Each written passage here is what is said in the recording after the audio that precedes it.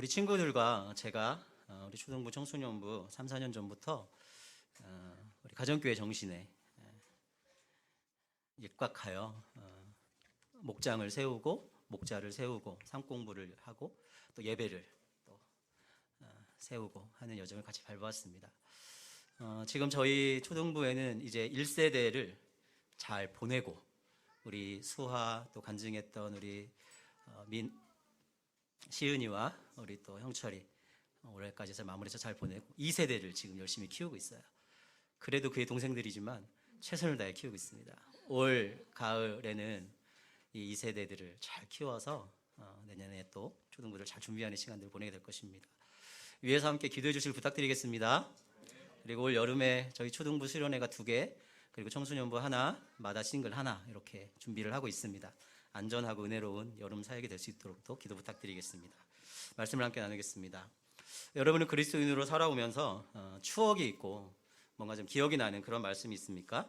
저는 본문의 말씀이 그러합니다. 저는 대학생 때 제대로 예수님을 만났고 예수님을 만났을 때 열정만 있었던 때가 있었습니다. 앞뒤 크게 생각하지 않고 그때 이 본문 오늘 읽은 여호수아서 1장 1절부터 9절까지의 본문으로 이렇게 큐티를 한 적이 있었어요. 큐티를. 근데 이제 큐티를 하다가 특별히 7절 말씀이 저에게 꽉 마음에 와닿았어요. 지금 우리가 이제 세번역 번역을 하는데 옛날 버전으로는 우로나 좌로나 치우치지 말라 이런 말씀으로 이렇게 번역이 되어 있었거든요. 이 말씀이 이제 제 가슴에 꽉 박히면서 이 말씀을 어떻게 적용할까 하다가 그 당시 유행이기도 했었고 제가 선택한 것은 머리 가르마를 좌로나 우로나 치우치지 않게 5대5로 하자 이렇게 이제 생각을 하고 헤어드라이로 열심히 최선을 다해서 우리 시골 말로 머리를 지진다 이런 의미가 있었거든요. 갈라서 가운데 길을 열심히 내고 꽤 오랫동안 옆을 해서 5대5로 좌로나 우로나 치우치지 않는 헤어스타일로 살았던 적이 있습니다. 지금 그냥 웃으면서 얘기하고 근데 그때의 영향이 있어서 지금도 이제 보면 이렇게 머리 크게 뭐 만지지 않는데 이렇게 하다 보면 5대5로 나오는 때가 있습니다. 그런데 참 하나님의 그 이끄심이 참 놀랍다라고 생각하는 것이 그때는 전혀 이 말씀과는 무관한 적용으로 제가 머리를 5대5로 나눴는데 가끔 거울을 보고 그 흔적을 보면서 제가 무슨 생각을 하냐면 치우침 없이 말씀에 순종해야 되겠다 이런 생각을 제가 스스로 하게 된다는 것입니다. 속된 말로 개떡같이 제가 말씀을 이해하고 적용을 했지만 주님께서 저 인생 가운데서 올바른 결심을 하도록 하게 만드시는 그런 일이 아닌가 싶습니다. 오늘은 저의 이러한 무식한 과거를 뒤로하고 여러분과 함께 제대로 된 말씀을 나누게 되어서 제가 참 기쁘고 감사한 마음이 듭니다.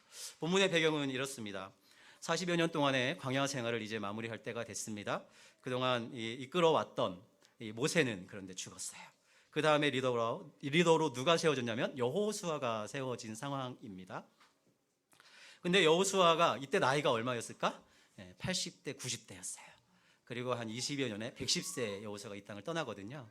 80세, 90세 된 여호수아가 새로운 리더가 된 상황인 거죠.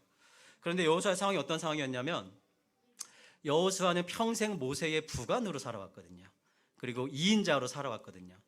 그런데 이제 모세가 죽게 되고 그가 리더로 세워지게 된 상황인 거죠. 그의 나름의 절친 동료는 오직 갈렙밖에 없었어요. 그러면 그 주위에 누가 있었냐? 출애굽 2세대가 있었어요. 나이 차가 많이 나고 세대 차가 많이 나는 그러한 출애굽 2세대가 그가 이끌어야 하고 같이 동역해야 되는 이스라엘 백성들이었다라는 거죠. 그런데 그들의 수가 얼마였냐? 수십만 명이었거든요. 그런데 그들의 특징이 무엇이었느냐? 불평이 많고 고집이 세고 여차하면 불순종하기에 참 빠른 이들이라는 것을 여호수아가 알고 있었다라는 것입니다. 또 여호수아가 이 백성들을 이끌고 가야 할 가나안이 어떤 땅이었냐? 이스라엘보다 자기들보다 훨씬 더 문명화된 사회였고 그곳에 있는 사람들이 또 뭐 만만한 사람들이었냐? 절대 그곳에 있는 족속들이 쉬운 상대가 아니었다라는 것이죠. 이런 상황에 지금 여호수아가 놓여 있다라는 것입니다. 여러분이 만약에 여호수아의 입장이라면 지금 여러분의 마음이 어떠하실 것 같으세요? 여러분의 생각이 지금 어떠하실 것 같습니까? 아마도 고독했을 것 같아요. 그리고 때로는 불안했을 것 같고 또 고민스러울 수도 있을 것 같습니다. 그걸 아셨든지 하나님께서도 9절에 너는 두려워하거나 낙담하지 말라라고 이야기하십니다. 물론 이거는 뭐 지금 여호수아가 그럴 수도 있고 앞으로도 그럴 것에 대해서 하나님이 얘기하시는 건지 모르겠지만 명확한 거는 여호수아의 상황이 지금 만만치 않다라는 것이죠. 여호사의 마음이 만만치 않다라는 것입니다. 제가 큐티를 하고 매주 우리 친구들과 하나님 말씀을 함께 나누면서 신경 쓰는 것 중에 하나는 본문이 나와 우리 공동체와 무슨 관련이 있냐, 무슨 연관이 있냐, 이것에 대해서 정말 많은 신경을 쓰게 됩니다. 여러분의 상황과 마음이 오늘 본문과 비슷할 수도 있고 그렇지 않을 수도 있습니다. 그럼에도 불구하고 제가 확실하게 얘기할 수 있는 거 하나는 여호수아는 지금 또 다른 시작을 앞두고 있다는 것이죠. 여러분이 받아들이든 받아들이지 않든 오늘은 6월 30일입니다. 6월의 마지막 날이자 상반기의 끝입니다. 굳이 퀴즈 내지 않겠어요. 내일은 7월 1일입니다. 2019년의 남은 하반기의 시작이 되는 것이죠. 어떤 의미에서는 우리 앞에 또 다른 시작이 놓여 있는 것이라고 볼 수 있습니다. 이런 상황 가운데서 본문에서 이 하나님의 말씀, 여호수아의 상황은 지금을 살아가는 우리와 크게 무관해 보이지 않고 의미 있어 보인다라는 생각을 하게 됩니다. 이런 상황과 이런 마음에 놓여 있을 여호수아에게 하나님이 나타나서 말씀하시는 장면이 바로 우리가 오늘 함께 나눌 여호수아서 1장 1절부터 9절까지의 말씀입니다. 먼저 하나님은 여호수아에게 나타나서 내가 너와 함께 하겠다라고 말씀하십니다. 5절에서 이렇게 이야기를 하고 계십니다. 내가 모세와 함께 했던 것과 같이 너와 함께하며 너를 떠나지 아니하며 버리지 아니하겠다라고 이야기를 하십니다. 또 9절에서도 이렇게 이야기를 하죠. 내가 어디로 가든지 너의 주 나 하나님이 너와 함께 있겠다, 이렇게 이야기를 하고 계십니다.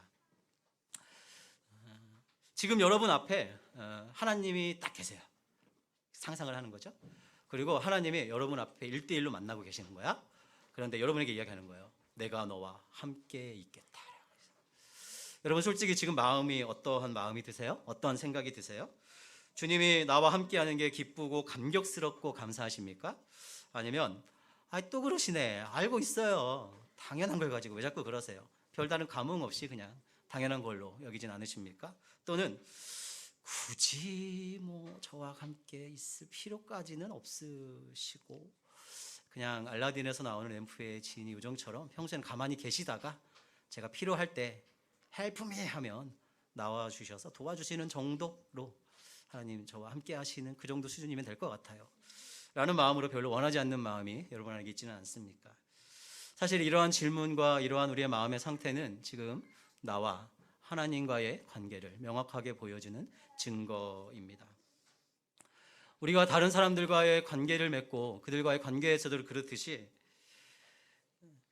하나님과 함께 하고자 하는 데에는, 이 가운데 감격과 기쁨이 있는 데에는 그럴 만한 이유가 있어요. 또 별로 큰 감흥이 없는 데에도, 그 사람이 나와 함께 하거나 말거나 하나님이 나와 함께 하거나 말거나 내 안에 큰 감흥이 없는 데에도 그럴 만한 이유가 있다는 것입니다.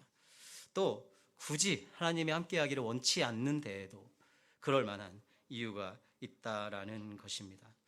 저는 이러한 사람들을, 이러한 주위의 친구들을, 이러한 주위의 지인들을 많이 본 것 같습니다. 그리스도인들 중에서 너무 바빠요. 신경 쓰일 일이 너무 많아요. 마음 쓸 일이 너무 많아요.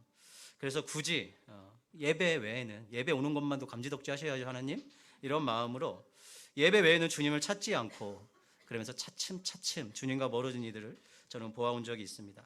또 하나님을 어떻게 여기냐, 내가 알았던 여러 그리스 로마의 신화나 또 각종 신화의 그런 신들처럼 인간 위에서 인간을 괴롭히고 인간을 마음대로 종으로 부려먹는 그러한 분으로 생각하는, 그래서 굳이 가까이 하고 싶지 않아, 이러한 사람도 만난 적이 있습니다. 아니면 그리스도인이라고 이야기하는 주위의 부모님, 친구들, 형제들, 또 이웃들, 근데 그들이 그리스도인이야. 근데 그들로부터 내가 받은 상처가 너무 커.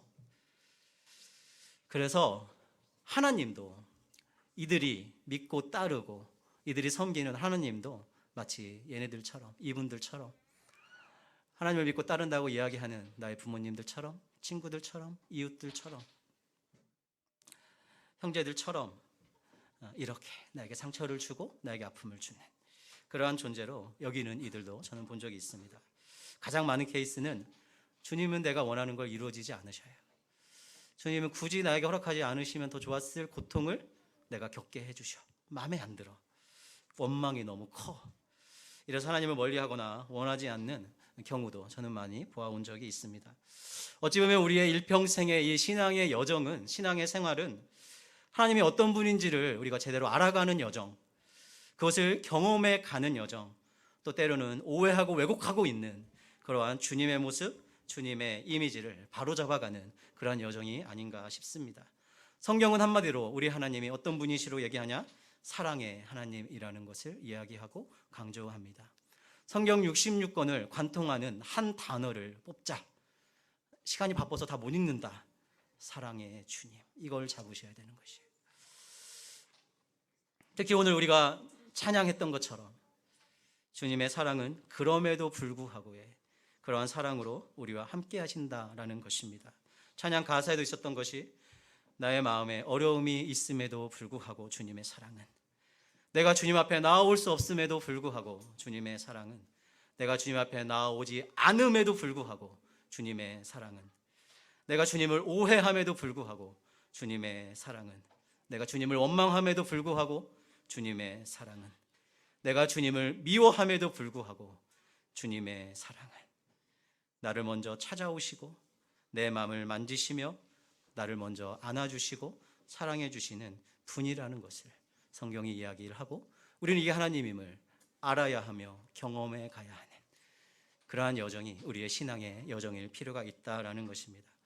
지금 주님은 날 향한 짝사랑일지라도 언젠가는 우리가 주님을 사랑하기를 기다리며 우리가 주님을 사랑을 드리는 그러한 서로의 사랑으로 되기를 원하시고 바라시면서 사랑이신 그 주님께 나아오기를 기다리시는 그분이 바로 우리 주님의, 그러함에도 불구하고의 사랑으로 함께 하시는 우리 주님의 모습이라는 것을 우리는 알고 경험해 갈 필요가 있습니다. 저는 이 이야기, 이 내용을 묵상하면서 내가 주님과 같은 레벨은 아니지만 약간 부모된 입장으로서 또 이곳에 계신 부모님의 마음이 우리 자녀들을 향해 또 이런 마음이지 않을까라는 생각이 많이 들었습니다. 하나님의 뜻 가운데 제가 주부 3년 차가 되었습니다. 아이들을 많이 이제 만나게 되는 것이죠. 이 아이들을 만나게 되면서 정말 많이 들었던 이야기가 있었어요. 여러분이 저를 젊게 보시지만 저는 40대예요. 그렇게 보여 짜샤 이런 마음이 있지만 제가 그냥 무시하고 넘어가는 거예요. 제가 40여 년간 들었던 말보다 이 근래에 주부 3년 차이 3년 동안 가장 많이 들었던 말이 있어요. 아빠 미워, 이런 말이 했어요. 40여 년 넘게 너 밉다, 너 싫다라는 말보다 근 3년 차에 3년 동안 아빠 미워, 이런 말을 훨씬 많이 들었어요. 그러면서 제 마음에 짝사랑이구나, 그런 말. 그러면서 제가 얘를 포기하겠어요, 얘네들을? 그러지 않죠. 포기하지 않죠. 제가 뭘 기다리겠어요? 서로의 사랑이 되기를 제가 바라죠. 아직 멀어 보여서 조금 깜깜하지만 서로의 사랑이 되기를 바라지요. 그리고 어떻게 하겠어요? 기다립니다. 서로의 사랑이 되기를 기다리고 바라는 이러한 마음이 이 자녀들을 향한 우리 부모님의 마음이지 않을까 싶고, 또 우리를 향한 우리 하나님의 마음이지 않을까 싶고, 그럼에도 불구하고 사랑으로 함께하기를 원하시는 주님의 마음이 아닐까 싶습니다.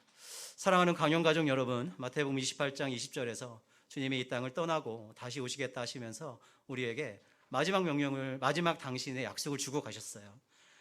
우리와 세상 끝날까지 너희와 항상 함께 하리라, 주님 말씀하셨거든요. 주님은 이 세상 끝날까지 우리와 함께 하신다고 약속하셨습니다. 사랑하는 여러분, 우리도 주님과 함께 하기를 원하는 여러분이 되시길 주의 이름으로 축복합니다. 나아가 주님의 함께 하심을 경험하며 하루하루 살아가는 여러분이 되시기를 주의 이름으로 축복합니다. 나아가 시편 23편 4절 말씀을 함께 보겠습니다. 주보에는 제가 잘못해서 큰 잘못을 저질렀어요. 내가 비록 죽음의, 저게 맞는데 주보에는 주님의, 정반대의 말도 안 되는 불경한 짓을 제가 행했어요. 정신이 없어갖고 제가.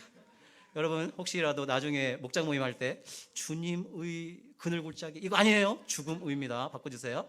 23장 4절 함께 읽습니다. 내가 비록 죽음의 그늘 골짜기로 다닐지라도 주님께서 나와 함께 계시고 주님의 지팡이와 막대기로 나를 보살펴 주시니 내게는 두려움이 없습니다. 사랑하는 여러분, 여러분이 혹시 지금 죽음의 그늘 골짜기 같은 인생의 여정 가운데 있을지라도 주님이 여러분과 함께 하십니다. 주님이 지팡이와 막대기로 여러분을 보살펴 주신다고 약속하십니다. 이런 주님 의지하고 이런 주님 알아가고 경험하며 하루하루 살아가시는 여러분이 되시길 주의 이름으로 축복합니다.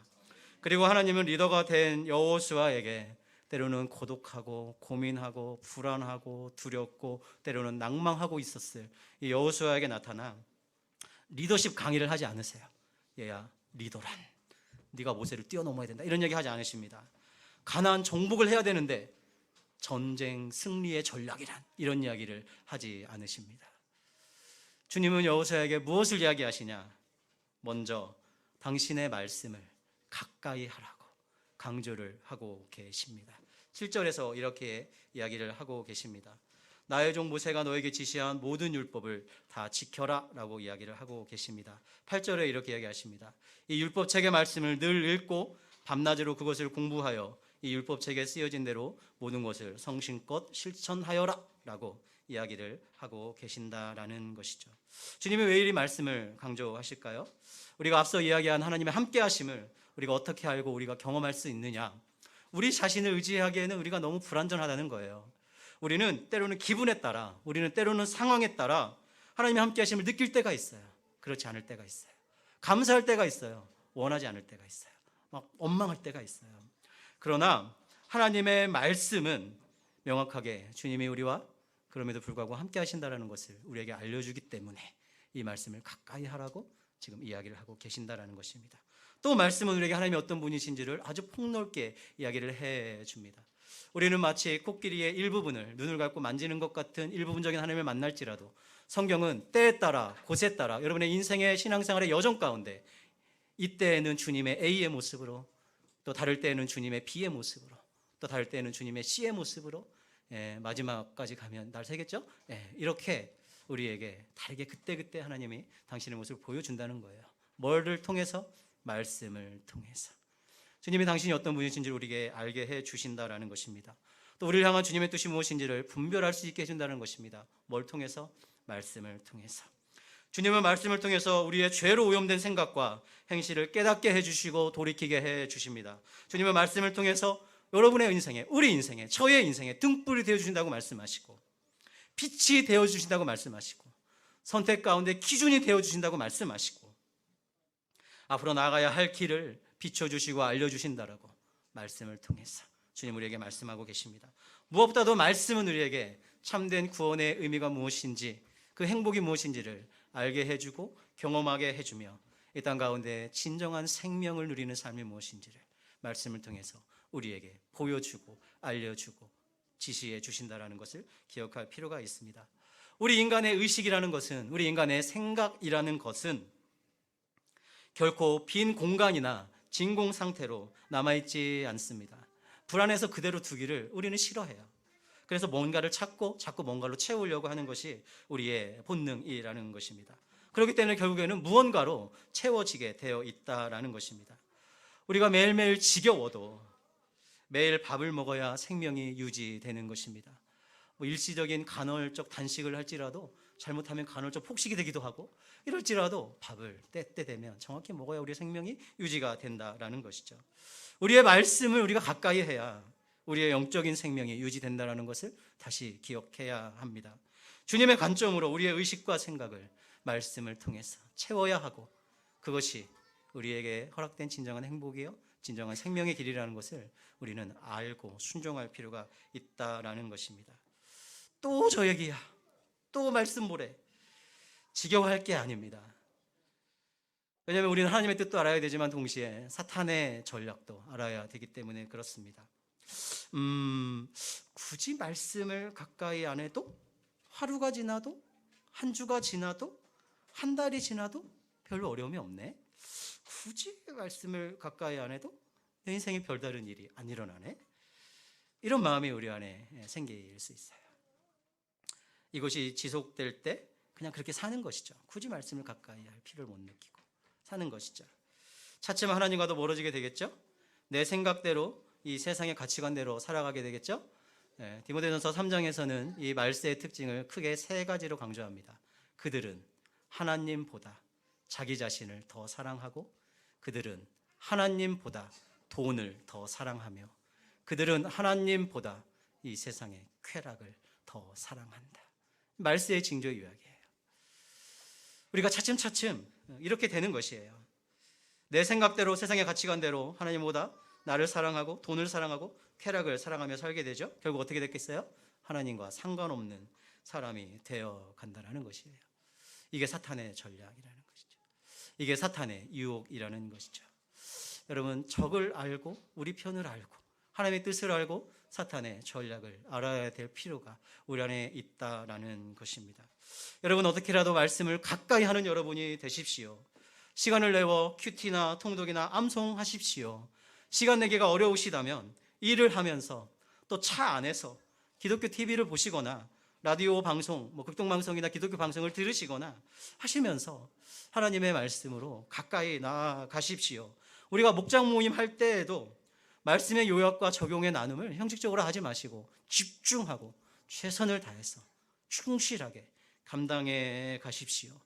말씀을 향한 여러분의 게으름을 물리치십시오. 나의 고집과 가치관을 자꾸 말씀이 건드리기 때문에 말씀을 외면하려는 행동을 여러분 멈추십시오. 말씀을 가까이 하는 여러분이 되시길 주의 이름으로 축복합니다. 마지막으로 하나님은 우리에게 이렇게 이야기를 하십니다. 굳세라, 용기를 내라, 용감하라 라고 말씀하십니다. 8절 가운데 이렇게 이야기를 하고 6절 가운데 이렇게 이야기를 하고 계십니다. 굳세고 용감하여라. 7절, 오직 너는 크게 용기를 내어라. 9절, 내가 너에게 굳세고 용감하라고 명하지 않았느냐라고 주님께서 우리에게 말씀하시는 거죠. 주님은 우리에게 이러한 자세로 2절, 일어나라, 건너라, 가거라 라고 말씀하시는 거예요. 굳세고 용기를 내고 용감하게 일어나라, 요단을 건너라, 너희에게 주는 가나안 땅으로 가거라 라고 주님이 원하시고 말씀하시는 겁니다. 주님은 우리의 마음을 아실 것 같아요. 이게 뭐예요 이게? 어쩌라는 거야? 그냥 잠시 1, 2초 동안 굳세자 화이팅! 용기 내자 화이팅! 이게 그러면 더 내 상황이 나아져? 내 마음이 나아져? 차라리 그럴 마음을 주시거나 상황을 그렇게 만들어 주시거나 그러고 난 다음에 이런 이야기를 하시든가. 뭐 하는 거야? 이러한 우리의 마음을 주님이 아실지 모르겠어요. 저는 이러한 마음을 냉소와 불신앙과 반항으로 해석하고 싶습니다. 뭐야 이게? 뭐 어쩌라는 거야? 굳세자 용감하자 하면 뭐 나아지는 거야? 이럴 마음과 상황을 만들어주고 이런 걸 요구하시고 명하시든가. 이러한 우리의 냉소와 불신앙과 반항을 내려놓고 지금 나의 삶의 자리에서 굳세고 용기를 내고 일어나 건너고 가거라라고 주님이 우리에게 말씀하십니다. 부탁이 아니라 명령하십니다. 9절은 명하지 않았느냐라고 이야기하고 계시는 거죠. 3절 가운데 이 오늘 본문 가운데서는 짧은 본문이지만 이러한 여호수아를 향한 주님의 축복이 엄청나게 부어집니다. 3절 가운데 이렇게 기록이 되어 있습니다.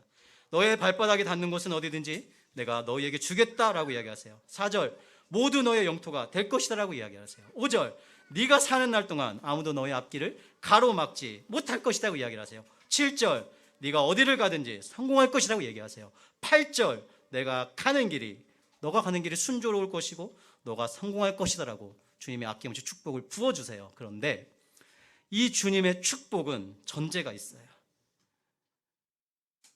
이런 순종을 통해서만 주어진다라는 것을 기억할 필요가 있습니다. 여러분, 이게 하나님의 방법입니다. 내가 원하는 방법이 아니어도 하나님의 방법이 이것이에요. 주님은 우리에게 모든 걸 다 알려주지 않으시잖아요. 주님은 우리에게 모든 상황을 다 좋게 만들어주시고 됐지? 와라 이렇게 하지 않으세요. 우리 인생 전체를 보여주지 않으세요. 때로는 야속할 정도로 조금씩 알려주셔. 조금씩 보여주셔. 그래서 주님 뜻대로 그 한 걸음을 우리가 순종하면 그 다음 길로 그 한 걸음을 또 인도해 가시고 알려주시는 여정이, 그게 주님의 방법이라는 것을 우리는 기억할 필요가 있습니다. 마치 잘 살고 있는 75세 아브라함에게 하나님 나타나셔서 아브라함아, 너가 죽을 때까지 네 인생 이렇게 될 거야, 힘내라 이렇게 하지 않으시잖아요. 일어나라, 내가 너에게 명령하고 가야 할 곳에 가라라고 이야기하시잖아요. 그러니까 아브라함이 어떻게 해요? 일어나 갑니다. 순종의 발걸음을 한 걸음 떼죠. 그 다음 하나님이 그 한 걸음을 또 말씀하시고 이끄시고 또 그 한 걸음을 이끌어 가시고, 그렇게 인생의 여정을 이끌어 가시는 것처럼 우리에게도 그렇게 해 간다라는 것입니다. 그러기에 이 땅을 살아갈 우리에게 이런 자세가 필요합니다. 야고보서 5장 7절 말씀을 함께 읽겠습니다. 시작. 그러므로 형제 자매 여러분, 주님께서 오실 때까지 참고 견디십시오. 주님께서 우리에게 말씀하십니다. 굳세라, 용기를 내라, 일어나 건너서 가거라. 주님 오실 때까지 조금만 더 참고 견디며 이 땅의 삶을 살아가라라고 주님이 우리에게 이야기하십니다.